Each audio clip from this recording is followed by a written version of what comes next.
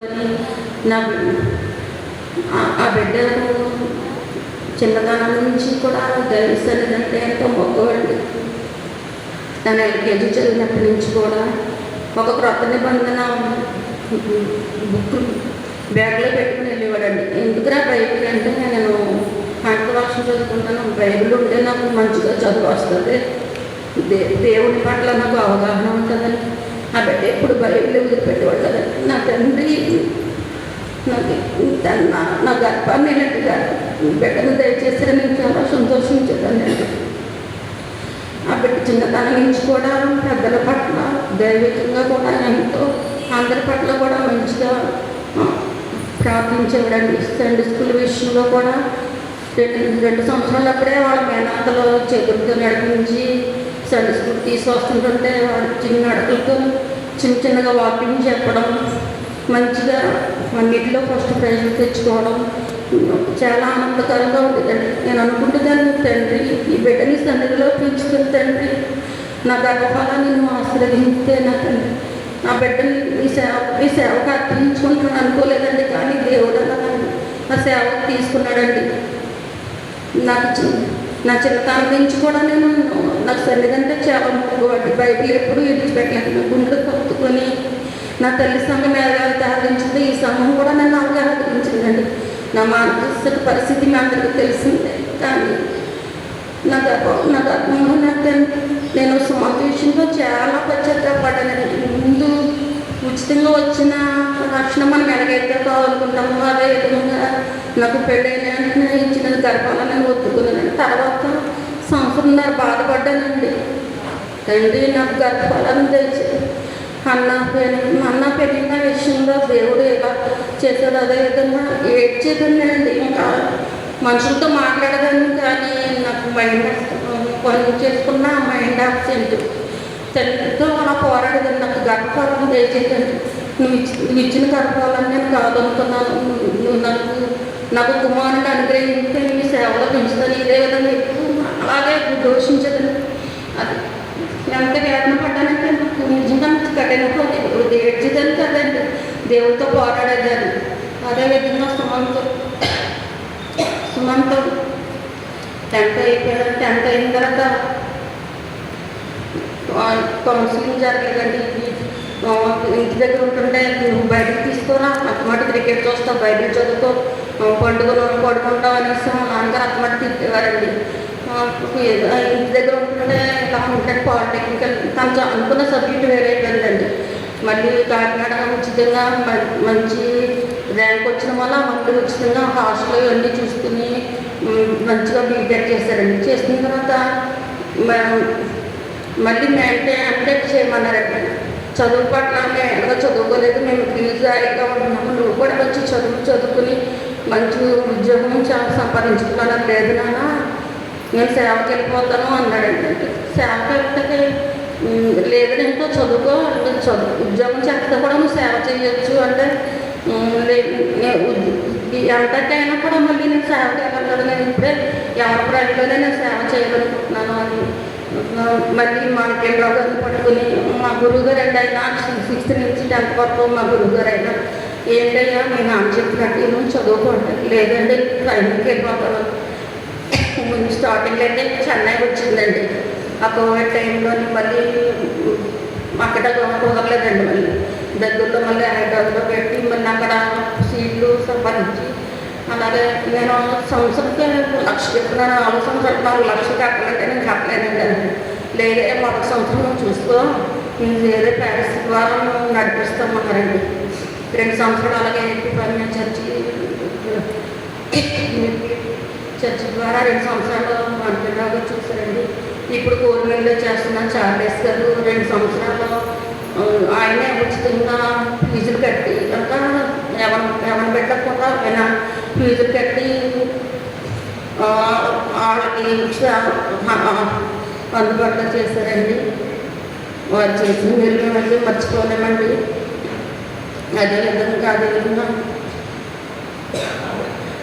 ఆ బిడ్డ ట్రైనింగ్ అంతా పూర్తి చేసుకునేటప్పటికి ఇట్లా 3 సంవత్సరాలు అయినప్పటికీ మా అమ్మగారు చివరి సంవత్సరంలో వివాహం జరగాలి, భార్య భర్తలు ఇద్దరు కూడా ట్రైనింగ్కి వెళ్ళాలి, పాస్టర్ గారు కూడా ఆవిడ కూడా స్త్రీల సమాధానానికి వాక్యబడి చెప్పాలి, ఈ సంవత్సరం పెళ్లి చేసేయాలన్నారండి.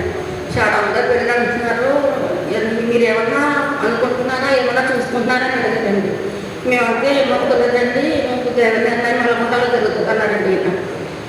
తర్వాత మమ్మల్ని ఎంతో ప్రేమించిన మా బాలు కుటుంబం వాళ్ళు మా సుమంత్ర ఎంతో ఇష్టపడ్డారండి. వాళ్ళు తమ్ముడు నేను మా అమ్మాయిని చేసుకొని అడిగిందండి. మా అమ్మని లేదు అంతా మా నాన్నగారు ఇష్టంగా ఆయన ఏం చెప్తే చేసుకుంటాను, నేను నా నాన్నగారికి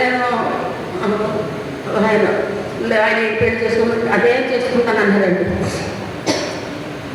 తర్వాత మళ్ళీ వీళ్ళందరూ పెద్దలందరూ మాట్లాడుతుంటే మళ్ళీ రాజుగారి దగ్గరికి వెళ్ళామండి. వెళ్ళిన తర్వాత ఏమంటున్నారంటే మీ ఇష్టమన్నగా మీరు ఏం చేస్తే అది చేయండి అన్నారు.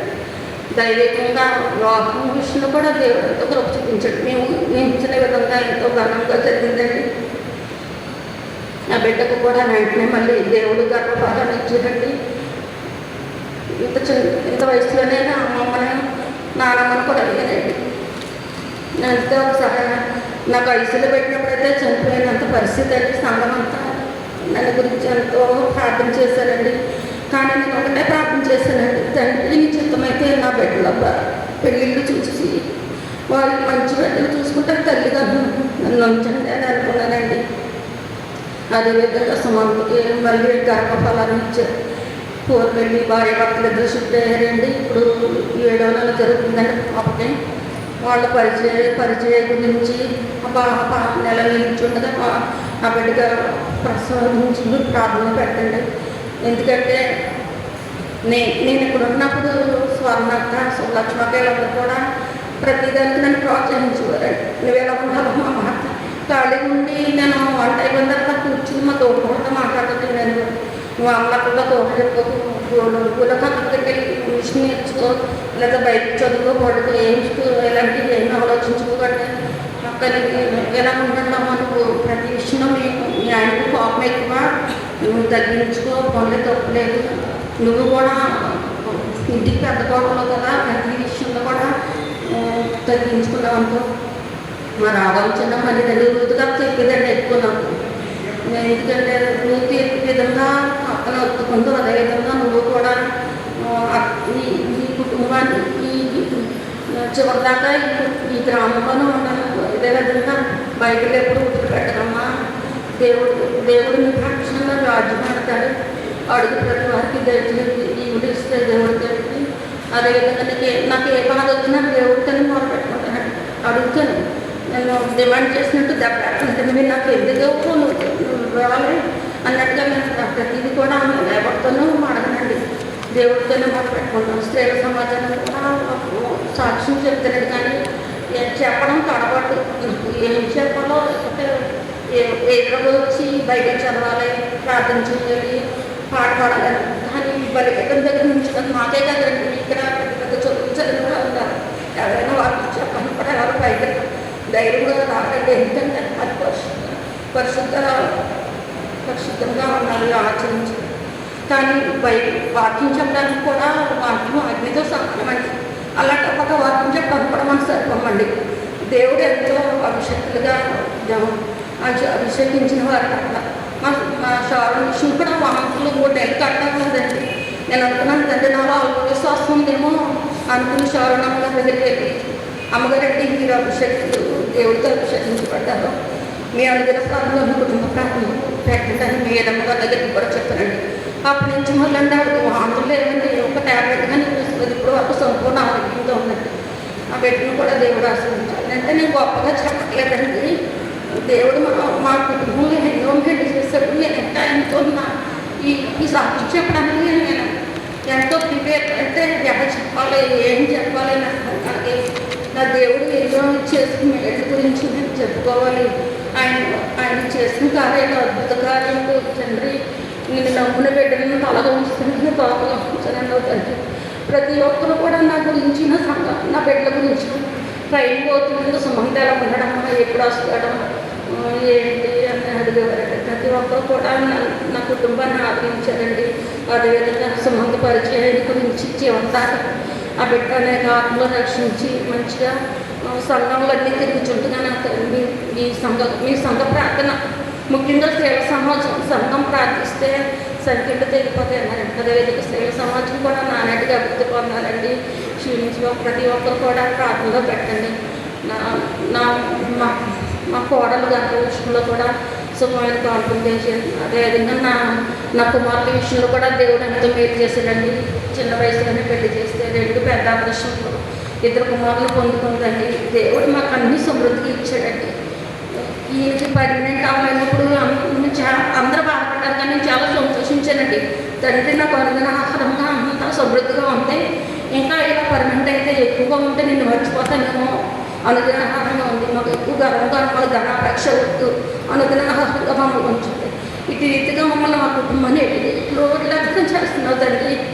మమ్మల్ని మాత్రం మీ సన్నిధిలో వాడుకోండి. పరిచయం సంఘ పెద్ద గారు ముందు చాలా కోపంగా ఉండేవారండి. ప్రతి విషయంలో కూడా అయ్యగారు గంట వెళ్ళి వాక్యానికి ఎక్కడ ప్రార్థన అక్కడికి వెళ్ళి నేను చివరి దాకా కూడా సంఘంగానే ఉంటాను. చాలా కోపంగా గర్వంగా ఉండేవారండి. ఆయన ఎదురుగా మాట్లాడడానికి మాకు చాలా భయం వేసింది. వాళ్ళ చెల్లెళ్ళు కానీ మేము కానీ వాళ్ళు వచ్చేసరికి ఎవరి పనుల్లో వాళ్ళు ఉండేవాళ్ళు. చిన్నప్పటి నుంచి చెల్లెళ్ళు పెళ్ళిళ్ళు అంత బాధ్యత కింద చిన్న వయసు నుంచి ఆయన చూసి చాలా నేను నేర్చుకున్నానండి. ఎప్పుడైతే పెళ్ళైందో నాలో ఎక్కడ లేని వినయం ముందు నేను చాలా కోపిష్టిగా ఉండేదాన్ని. తర్వాత ఇక్కడికి వచ్చిన తర్వాత ఎక్కడ ప్రతి ఒక్క విషయంలో ఆయన చూసుకుని ఆయన నన్ను నడిపి అంతా వారికి ఏం కాకుండా ప్రతిదీ నేర్పించారండి. ప్రతి విషయంలో కూడా నన్ను ఆదరించిన కుటుంబం ఈ సంఘం కూడా నన్ను ప్రతి ఒక్క అమ్మ మాత్రం ఎలా ఉంటుంది నీకు, ఎలా అంటే నాకు చాలా నీకు అనారోగ్యంగా ఉన్నప్పుడు కూడా నన్ను ఎంతో ఆదరించారండి. ప్రతి ఒక్కరికి ఎంతో రుణపడి ఉన్నామండి. ఈ చిన్న సాక్ష్యాన్ని మీరు ఆదరించండి.